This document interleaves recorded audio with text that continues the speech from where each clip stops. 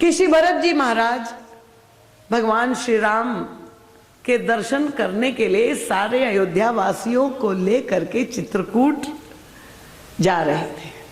वो भी एक यात्रा थी, अकेले श्री भरत जी नहीं, सारे अयोध्या वासी उनके साथ। और आप जानते हैं, यद्यपि श्री भरत जी ने सारे साधनों का प्रबंध अयोध्या वासियों के लिए किया, क्योंकि दूरी इतनी बड़ी थी और ये कुशल प्रशासक थे, तो रथ, हाथी, घोड़े सब कुछ थे।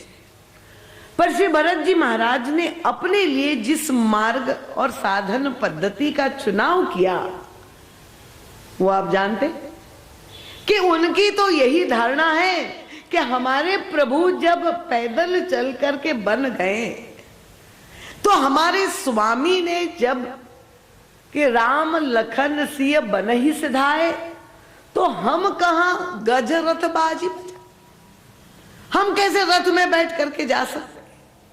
उनका सिर भर जाओ उचित असमोरा। सेवक का तो कर्तव्य यह है कि मुझे तो उल्टे, सिर ऊपर, पैर ऊपर और सिर नीचे, उल्टे चल करके जाना चाहिए। तो भरत जी महाराज जब पैदल चल करके चित्रकूट की ओर बढ़ रहे हैं, गोस्वामी तुलसीदास जी ने अयोध्या कांड में लिखा है, आप लोग पाठ तो करते हैं और आपका ध्यान भी गया होगा, कि जहां प्रभु तो अंतर्यामी है, सारे देवता भी इस यात्रा का दर्शन कर रहे थे कि श्री भरत जी पैदल जा रहे हैं, चरणों में कोई पादत्राण नहीं है और मार्ग में जंगल इत्यादि। अब क्या किया जाए, प्रकृति में परिवर्तन आ गया, क्योंकि ग्रीष्म के ताप से व्यक्ति जब चल रहा है और घोर धूप हो तो थकान बहुत जल्दी आ जाए। तो गोस्वामी जी ने कहा पर प्रकृति भी अब भरत जी महाराज की इस यात्रा में साथ दे रही है। परिवर्तन दिखाई दिया। क्या हुआ? उनका किए जाई छाया जलद, बादल छा गए आकाश में, और भरत जी जैसे चल रहे उनके ऊपर ऐसा लग रहा है कि बादल उनके ऊपर छाया करते हुए चल रहे, कि भरत जी महाराज को धूप का कष्ट ना हो और मंद सुरभित शीतल वायु प्रसरित हो रही है, श्रमित ना हो भरत जी। श्री किशोरी जी को लगा कि मुझे भी कसना चाहे, भरत जी आ रहे हैं। और तब आप जानते हैं श्री किशोरी जी तो पृथ्वी की पुत्री है, अपनी मां से कह दिया। और तब पृथ्वी देवी ने, मां पृथ्वी माता ने क्या किया? गोस्वामी तुलसीदास जी ने लिखा, कुस कंटक कांकरी कुराई, कटुक कठोर कुवस्तु दुराई।